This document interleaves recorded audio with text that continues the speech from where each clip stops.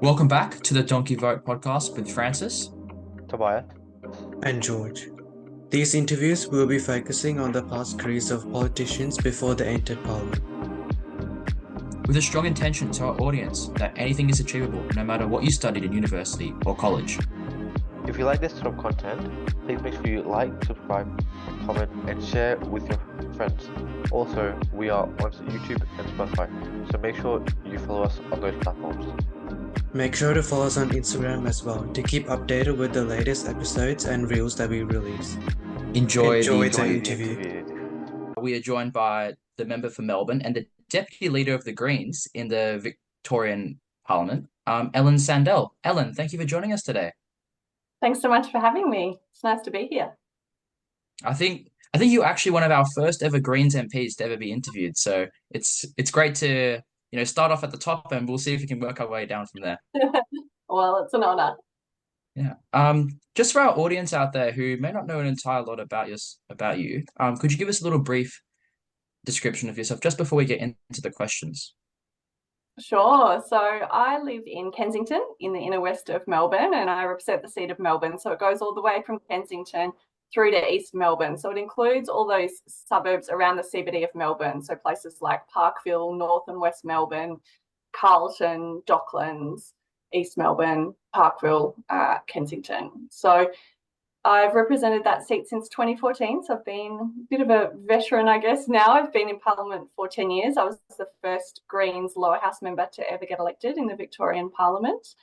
And yeah, we can talk a bit more through your questions about what got me to be there and the kinds of things that we're working on.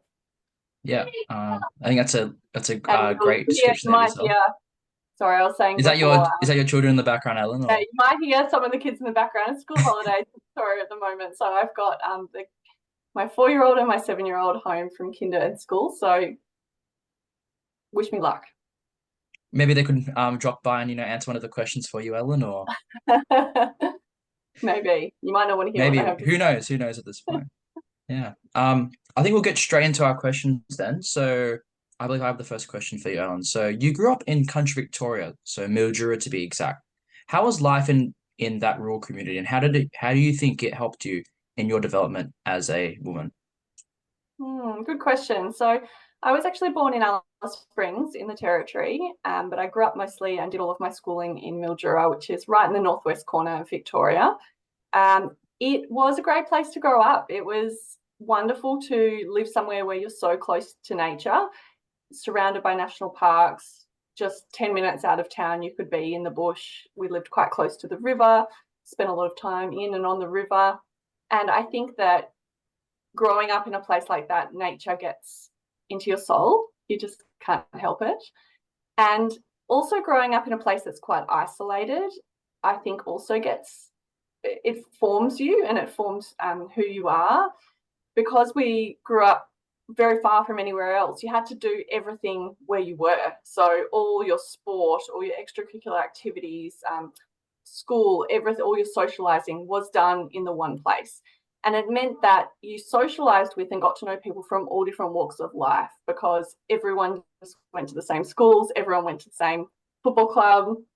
And so I think that really fostered a sense of deep community in me, which was lovely and has formed, I think, my politics today. That being said, there was still, we couldn't escape the fact that there was still a lot of poverty, disadvantage, racism, and seeing that up close also would have formed my politics, and something that you can't escape when it's in your community every day.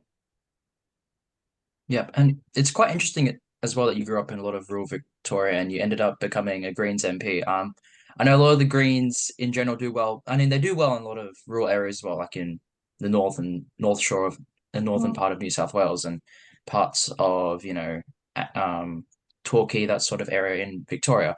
But it is quite interesting that, you were born in Alice Springs and you grew up in Mildura and you ended up being a Greens MP, because a lot of the people you probably were around were probably coalition sort of voters or national voters in that sense. Yeah, that's right. I think the federal seat where I grew up was the highest national vote in the country. So, oh wow, but at a state level, Mildura has been independent a couple of times. And I think that's due to the sense of identity that we had as a rural community, that people think that, perhaps a lot of the issues that we faced in places like Mildura were not really well understood by politicians who were so far away. And so having really good independent local members who really were quite progressive in their politics was wonderful for those communities. So I don't see it as that unusual that people in the country have progressive values or that they care about the environment. They absolutely do, because they're living within it every single day, and they have probably more of a connection to it than people who might live in the suburbs or the city. But obviously there was a very high conservative vote, and it's probably a while before Mildura turns green, but I still think there are a lot of really progressive, community-minded people in rural communities right across this country.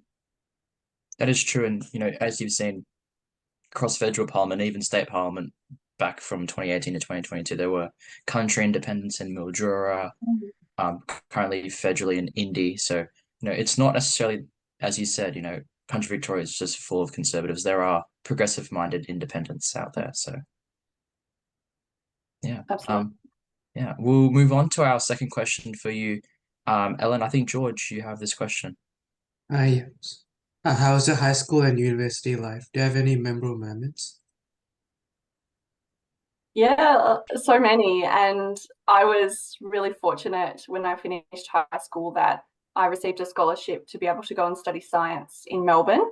And I always wanted to be a scientist growing up. I think part of me Like thought that, most people. well, part of me thought that growing up, seeing the issues that we faced with our environment, so we had a lot of problems with salinity. We were going, as I was graduating, we were going through the Millennium Drought, seeing the impacts that had on the river and also the communities that relied on the river was very formative for me. And so I thought that being a scientist was the way to fix those things. And so I went to university, I studied science. I was really fortunate to be able to do that. I moved to Melbourne not knowing anyone except for my grandfather, who lived not close to the university. And so I had to really make my way and meet new people, and had a lot of fun. But some of the formative moments were around learning about climate change. So I had an incredible lecturer called David Caroli at the University of Melbourne, who was a climate scientist, and he was the first one who really did lectures for me on climate change, where I thought, wow, this is really serious. But what I really discovered at university was that even though we needed incredible scientists, we actually had incredible scientists, and scientists were coming up with solutions. They were telling us what needed to happen. They had a lot of the solutions already. And actually the blockage wasn't necessarily in the science. The blockage was in the politics and politicians not listening to the science. And so that really formed my political views. I still wanted to be a scientist. I went on to be a scientist, but I always had in the back of my mind this sense that actually we needed to change the politics if we were going to solve something like climate change. I also had a very formative experience that I often remember, and hence my beautiful Victorian mountain ash forest background. I don't know who this random guy is, but it was around somebody from the Wilderness Society coming to our group at university, a small student group, to talk about the impact of logging in Victoria and how the state government was still logging our water catchments and our beautiful old forests in Victoria, our native forests, to make paper, essentially, to make cheap products like paper. And just what an impact on biodiversity, threatened species, habitat that was, and the fact that the Victorian government was actually spending taxpayer money to do it. They weren't even making money out of it. And just the incredible influence on the forestry lobby. That was quite formative for me, and that really led me to become an activist, to join forest blockades with my fellow students, to learn more about what was happening to our forests and about climate change, which probably, even though I went on to become a scientist, initially, it probably eventually led me down the path that I'm on today. And did your political interest really peak while you were at university and discovering like the effects of climate change from your professors in that point, or were you really more into politics even before then, during high school and while growing up in Mildura? No, I wasn't into politics in high school. I didn't know any politicians. I didn't have any of my family who was a politician. My parents were, like a lot of people, interested in politics and talked about politics around the dinner table and, threw shoes at the TV when they thought politicians were saying awful things. But we didn't come from, a lineage, or we didn't have any politicians that we knew. So it's not like you go to the careers office in Mildura in year 10 and they say that politician is an option for you. It's not something that, ever even crossed my mind. It was really at university starting to learn about climate change. And at that point, I had no intention or even understanding of what it would be to be a politician. I just wanted to make change. I just wanted to contribute and do something about it. And actually, one of the first things I did was join with some other students on our campus to run a campaign to get the university to buy renewable energy. And that was probably the first time when I got a taste of how change can happen in big institutions.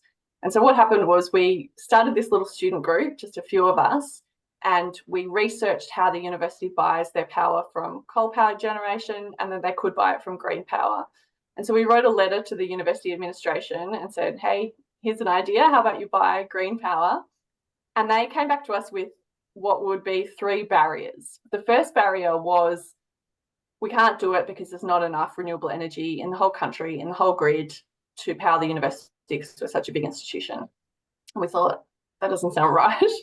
And so we actually got somebody to come in as an expert and say, no, there's definitely enough energy in the grid, green power, for the university to buy it. That's bull dust.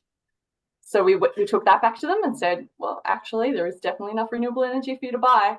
And they came back with the second barrier, which was, it will be too expensive. And we thought, okay, fair enough. At that time, renewable energy costs more, costs less now. What are we going to do about this? And so we actually got someone to come in and do an energy audit. We got the university to agree to an energy audit where someone would come in and look at all the energy that was being wasted or could be saved across the university. And that was incredibly interesting because they found that with just a few small tweaks, like turning off lights at certain times, resetting the air conditioning, plugging in the solar panels on the physics building that had been put there and never even plugged in, things like that, they could save a third of their energy use and then put those savings into renewable energy. So we went back to the administration and said, hey, well, here we go. We've solved that problem for you. Here's some money you could save and put into renewables. And they came back with their third barrier, which was the barrier that taught me the most about making change. They said, oh, look, we just don't think it's a priority for students, which to me was absolute bollocks because I knew that students cared about it. And so we actually embarked upon a 3-year campaign to show the university that students deeply cared about this and that they had to change. And so we did everything from, we did a huge petition that got over 10% of the student base to sign it, which was massive. It was like 4,000 out of 40,000 people signed it. We did culture jamming, like made parodies of the university's slogans at the time and stuck them up all around the university. The slogan at the time was "The evolution starts here," and we made "The pollution starts here" and just stuck it up everywhere we could find, big banners, little stickers in the library everywhere. We got kind of famous alumni to say that they wanted to make the change. We got year 12 students to say they didn't want to go to a university if they wouldn't buy green power. So we did this huge campaign, and eventually after 3 years, the university agreed, and now they're on green power. But that was only because we demonstrated the power of students rising up and saying the university simply can't continue as they are. And that really showed me the power of joining with other like-minded people to create change, and that you can actually force big institutions to do the right thing if you have enough people power behind you. Yep. And how long ago actually was this? Because I do sometimes go down to Melbourne Uni. I never actually realized now that it's fully renewable energy sourced. Yeah, it was around about 2006. Oh wow. Yeah. So Almost 20 that's years way ago. before a lot of people were really talking about climate change as a really big issue. So I guess you Yeah, were they didn't actually switch immediately, but in the intervening years, they have gone more and more towards renewable energy and other sustainable practices. Still I a guess lot you to were do before, at the university, yeah, no still a doubt. lot to do, but I guess you were before your time, Ellen, in that Yeah. sense. Yeah. But yeah, we'll move on now to our third question for you, Ellen. So, before you entered Parliament, you founded your own non-for-profit climate change organization, the Australian Youth Climate Coalition. Could you talk a little bit about your experience as the CEO of this organization and your work previously as a scientist focusing on the environmental impacts of climate change? I know we did touch on this briefly in the last question as well. Well, really, that experience that I had running that campaign at the University of Melbourne led me to the AYCC, because what happened was there was another woman, Anna, who was at the University of Sydney, who had done something really similar. She'd run this big campaign to get Sydney University to invest in renewable energy and had been quite successful. And so she reached out and got in touch and said, I hear you're doing something similar to what I did. I'm starting this youth organisation called the Australian Youth Climate Coalition. She co-founded it with another woman from Melbourne, Amanda McKenzie, and they were starting this national organisation to try and rally young people behind the idea that it was our future that was at risk from climate change and our voices needed to be heard, and taking those voices to institutions, whether that's schools and universities or businesses, but right up to politicians and even right to the UN. And so I thought, wow, this is brilliant. This is so exciting. And so I jumped on board as a volunteer and then eventually started helping them run their schools program, going around and educating high school students about climate change and how they could, say, get their schools to buy solar panels, for example. And then it just really snowballed from there. And then when Amanda and Anna left, I eventually went on to become the CEO. And that was an incredible experience because it showed me just how powerful young people's voices can be. And we did things like hired every elephant suit in the country and chased around Julia Gillard and Tony Abbott on the campaign trail when they were running for Prime Minister to ambush them at press conferences and say that climate change was the elephant in the room and they weren't talking about it. And we got heaps of national media attention to that, and even got a meeting with Julia Gillard once she became Prime Minister to talk about their climate change policies. And so we had some huge success just being innovative, bold young people who wanted to make a difference. We also did a lot of work at the UN, which was really powerful, in particular helping to take young Pacific Island people and also Aboriginal and Torres Strait Islander First Nations peoples from Australia over to the UN to have their voices heard, because ultimately they're the ones who will be first and worst impacted by climate change, and working with young people in the Pacific to raise their voices. So an incredibly fulfilling place to be. But ultimately, actually, that experience led me to politics, probably because we had fought so hard to get action on climate change from our political leaders. And so often we felt like we were banging our head against a brick wall and that nobody was listening. And then in 2010, the Greens all of a sudden won the balance of power. We had Adam Bandt elected in Melbourne for the first time, and then Bob Brown and Christine Milne in the Senate also held the balance of power. So we held it in both chambers, in the lower house and the upper house. And for the very first time, we got a price on carbon. We got $11 billion invested in renewable energy. We got free dental care for low-income kids, just some incredible change. And it felt like it was like overnight we got this change because the Greens are in balance of power. And I think that really stuck with me to say, we need movements, we need people pushing governments in the right direction, but ultimately you can get a step change by threatening them where it matters, which is at the ballot box. Exactly. And I think maybe your elephant campaign there might have done some good as well, pushing the Labour Party. Who knows? Who knows? George, I think you were going to ask a little bit about a question about the coalition with for Ellen. Yeah, I just wanted to ask, is this coalition still going ahead? The AYCC, yeah, it still exists today. So still doing really powerful work. It's also helped to form SEED, the First Nations Youth Climate Coalition, which has gone on to become its own organisation and do incredible things, helping to stop, trying to campaign to stop fracking in the Territory, for example, which is still very close to my heart, given that I was born in the Territory. and be a really important voice for First Nations young people when it comes to climate impacts. It's also gone on to help seed the student strikes for climate action, which we know has become a really incredible, powerful movement in its own right. Yep, and as you were saying before, Indigenous people especially and people in Pacific Islands are adversely affected more with climate change compared to us who live in the suburbs and the cities. So I think it was really good that, as you said before, that you gave them more representation, the UN, especially around that climate change issue, which sometimes, a little small Pacific nation's not going to have as much representation as, a big country like Australia. Absolutely. And we saw that at the UN time and time again. You'd have huge delegations from the US and Australia, dozens and dozens of people, and then you'd have 2 or 3 people able to come from Pacific Island countries. And so we and some other NGOs played some important roles in helping them, even if it was like with really basic things like getting them food or photocopying, just to give them more capacity to engage in those negotiations, because they're at such a disadvantage, yet they're the ones who are right at the forefront of climate change.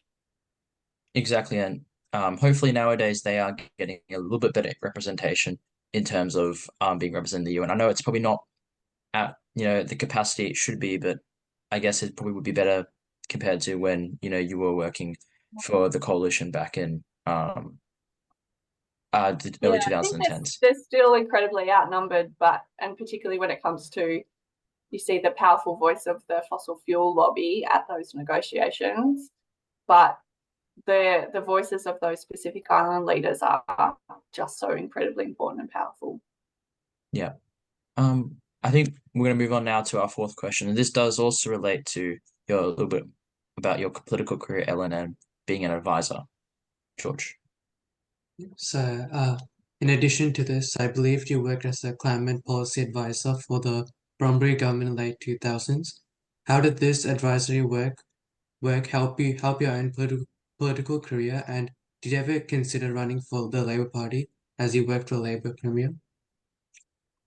Yeah, really good question. And it was really influential in my political and my career journey. As I said, I always wanted to be a scientist. And so I did go on to do internships at the CSIRO, and I really thought that I wanted to be a scientist. But I still had this niggle in the back of my mind that I think that the barrier is in policy and politics, and I want to work to get better outcomes on climate change. And so an opportunity came up after I graduated to do some work in the Department of Premier and Cabinet in Victoria. And it was just after Kevin Rudd had signed the Kyoto Protocol. This is a while now, so people might not remember, but it was kind of the first time a government has taken climate change seriously. And a lot of the premiers got very excited by this, including Premier Brumby, who was our premier at the time. And he came back from seeing Kevin Rudd sign the Kyoto Protocol and said, what can we do in Victoria? And he set up a small team who was to work on Victoria's first ever climate change strategy. And I was a junior member of that group. And one of the things that I got tasked with was figuring out how we can put solar panels on every Victorian school, which I thought was very exciting at the time. And so it was my job to ring around different advisors and I was working in the department, to ring around the education department, for example, and figure out what the barriers would be and how much it would cost, and then provide briefs to the Premier.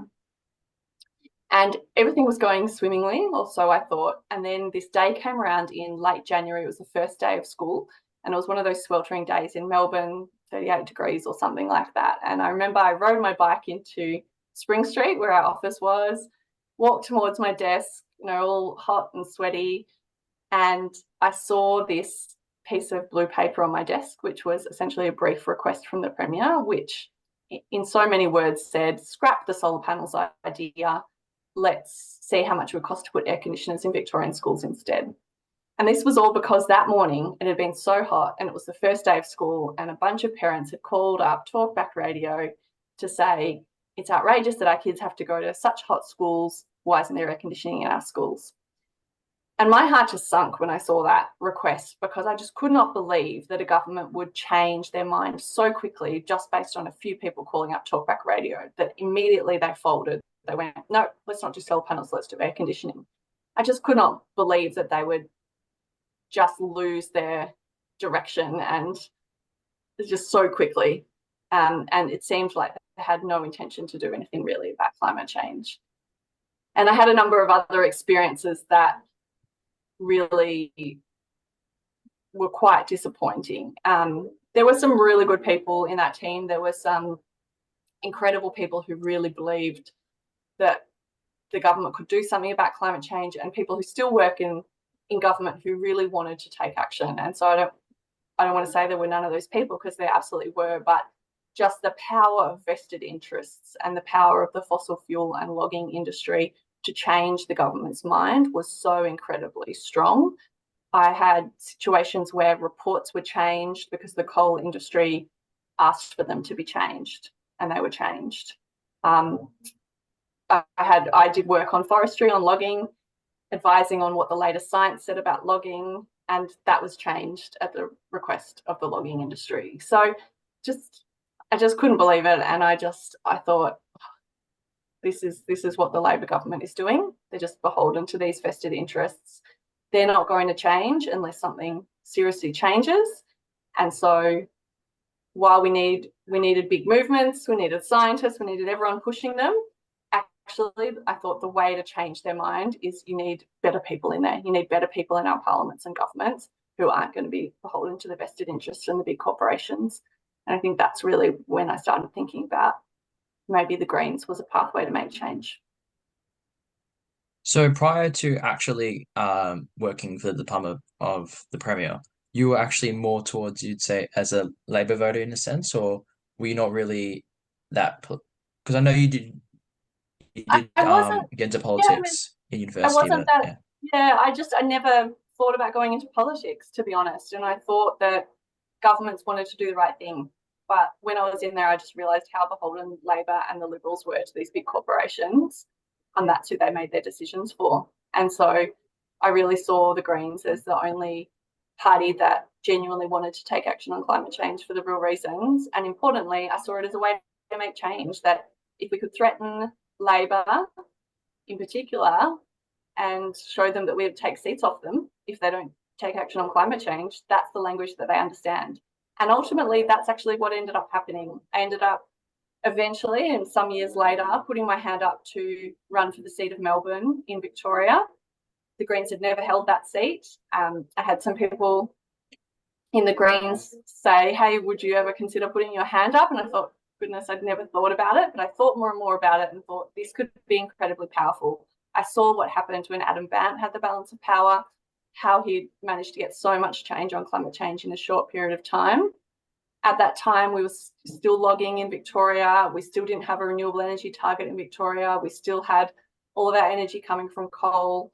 The government, Labor and Liberals, were united in wanting to build a huge new toll road right through our inner city, which would put thousands of new cars on the road. All of these awful decisions when it came to climate change. And I thought, you know what? The only way these guys are going to listen and change their policies is if they lose some seats over it. And ultimately, that's what happened. We won the very first 2 seats for the Greens in Melbourne and Prahran.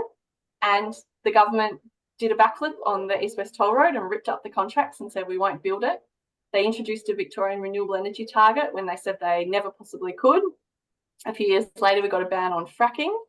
And eventually, 10 years later, we have a ban on logging in Victoria. And so I think that theory of change, that you have to, nothing changes if nothing changes, right? You actually have to, you have to force a change by showing them that people will vote for someone else if you don't do the right thing. Exactly. And I think in general, as you did said, a lot of people living in the inner cities as well were really, really, as we saw in the federal election, they were really, really concerned about climate change, and especially with the Liberal government at the time not being, as, climate change friendly as they could be. You saw a lot of, people moving towards the teal independence, even the Greens. And as we've seen drastically over the last 10 years, a lot of Labor voters have moved towards the Greens just because of those core issues. That's right. And Liberal voters too. At the last federal election, we won a couple of seats off the Liberals up in Brisbane. We won some seats off Labor. And the Greens are on the up. We just won 5 seats in Tasmania. We had huge swings towards us in the Brisbane City Council elections, in the South Australian Dunstan by-election. The Greens are really becoming the voice of people who feel like politicians have let them down. and they feel like Labor and Liberals are so beholden to the big corporations that they'll do what they want, not what is good for the people. And we're in an absolute housing crisis where no one can find a house to rent, no one can find a house to buy for the first time unless you already have a lot of wealth. And people are just really getting crunched. People are desperate. And if you can't even find a house to live in, a basic human right, that is appalling in a wealthy country that we have people not able to have a home. And cost of living pressures are biting, and climate change is just becoming more and more dire with floods, fires, potentially we'll be going into drought again. So these are the issues that people are telling me that they care about, and that's why they're flocking to the Greens, because we're the ones who are actually talking about it and we actually have solutions on the table, and we're not beholden to those big corporations. We actually want to do what's going to make people's lives better. Yep, and in general as well, I think you've seen in history there's always a strong third party in Australia, and I think the Greens currently are that strong third party because, as we're seeing, federal elections, even across the whole world, people are really, really frustrated with, your two major party system, and they're going towards third parties, whether that be the Greens, whether that be some more right-wing minded parties and that sort of thing. So I think people are very, very frustrated with the current system from the two major parties all across the world. Mm-hmm. Yeah, absolutely. And I really see the rise of the Greens, and we've got some great opportunities at the next federal election coming up, at the local council election here in Victoria, and then the state election in 2026 to win even more seats and get change. And we've been able to demonstrate what happens when you do elect Greens. You do get action on climate change, as we've demonstrated with Adam federally, but also with our state MPs. We've actually achieved an incredible amount of change in a short period of time with just a few of us in there. So imagine what happens when more and more Greens are elected. So after a short little break there, in between Zoom meetings and Zoom calls, we're back again with Ellen, Sandell, and myself and George. So we'll move on straight back onto the question. So, Ellen, who would you say is your political role model or idol? Yeah, there's been some incredible people I've gotten to work with. When I first went into politics, I was thinking about this and I was thinking, who are my idols? But when I first went into politics, there were very few young women in politics that were visible to learn from. So we really had to make it up. But fortunately, there's been a lot more young women now going into politics, which I think is incredible for people coming up behind us. I have to say, probably my ultimate political idol is still Bob Brown, just because he has this incredible way to communicate with empathy and a moral clarity to everything that he does and says that is so powerful. And I've learned a lot from him about just being truthful and clear and believing in what you're doing and being bold even when it's difficult.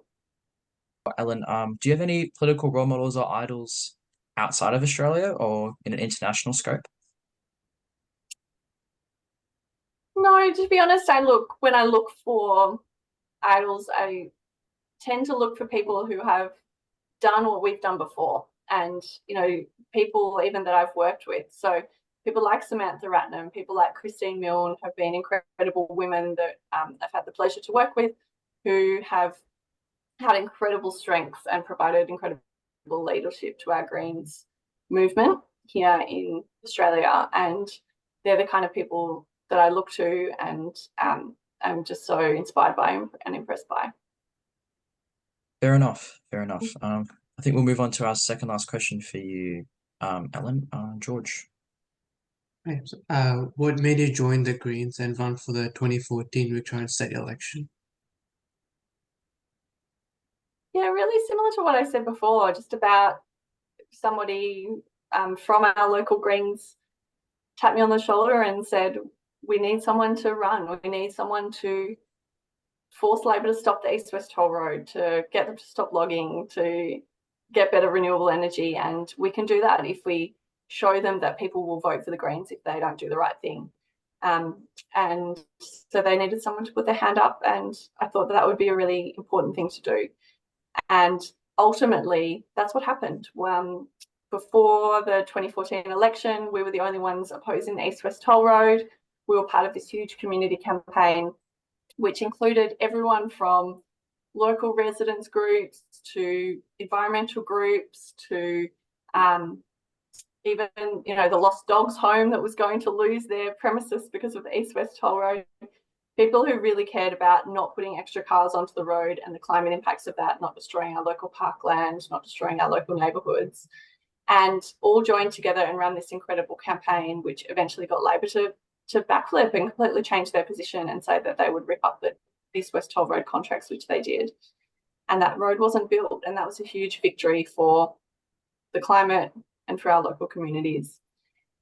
And ultimately, we were calling for things like a Victorian renewable energy target, which Labor at the time said would be impossible, that they couldn't possibly do it, that it's not a thing states can do, and now we have one.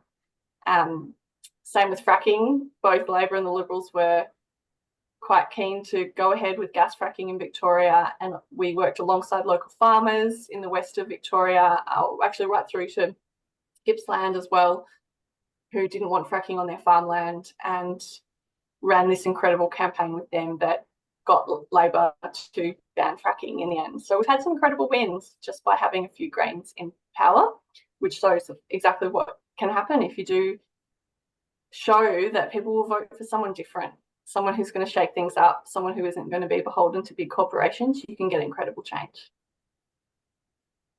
Yep, and as we know, a lot of Greens representatives are very, very locally based. So, in a sense as well, it's good, I guess, that Greens are so really connected with the community and trying to, I guess, in a sense, try and push what the community really wants and needs. Yeah, absolutely. We really pride ourselves on listening to the community, finding out what their priorities are and fighting alongside them. And I think we've shown that also recently with the plan that Labor has to demolish all the public housing towers across Melbourne. We have a huge amount of public housing in my electorate in places like North Melbourne, Kensington and Carlton. People who have lived for 20, 30, 40 years in these public housing towers that don't want to lose their community. They don't want to be displaced from everybody that they know and love, their local area, their local community, all the facilities and hospitals and schools and everything that they rely on. And yet Labor, with no consultation overnight, just told them that their homes would be demolished and won't replace them with public housing. And so people don't know where they're going to go or what they're going to come back to. And so that was a huge shock for those communities, but it was the Greens who were there working alongside those communities, supporting them in their fight to stop that demolition. Yeah. And I think we'll move on now to our final question for you, Ellen. So what's some advice you'd give to students in 2024, especially those who are starting university or high school? And I know it's term break right now, and as you said, Ellen, your children are in the background. So I think your advice here would be very, very crucial for our students out there. I really think that decisions are made by the people who turn up. And so turn up, get involved, take action in whatever way you can. And you can just do that wherever you are. For me, it was starting a local group at my university to try and get the university to buy renewable energy. For other people, it might be going for a door knock with your local Greens candidate for the first time to find out what the community cares about and get involved in a local campaign. Whatever you can do, it might feel small at the time, but it's not small. It all adds up. It all creates a meaningful change because ultimately decisions are made by the people who put in the effort and turn up, and young people can be incredibly, incredibly powerful. Yep, some great advice there. So those are all our questions for you, Ellen. I do really appreciate you coming onto the podcast and talking to us for about 50 minutes and, letting, I guess, your kids in the background run loose a little bit. But yeah, we do really appreciate you coming on the podcast and speaking to us a bit about your career before politics and being actually the first Greens MP to come on. So me and George and Tobias, who actually couldn't be with us today, really do appreciate you coming on and talking to us. Oh, well, thank you for having me, and thank you so much for the work that you do to encourage young people to take an interest in politics. It is ultimately where decisions are made about our future and your future. So it's incredible and very important that young people pay attention and take an interest in politics. So thanks for everything that you do. Thank you very much, Ellen. We appreciate it. Thank you. Thank you. Thanks, Ellen.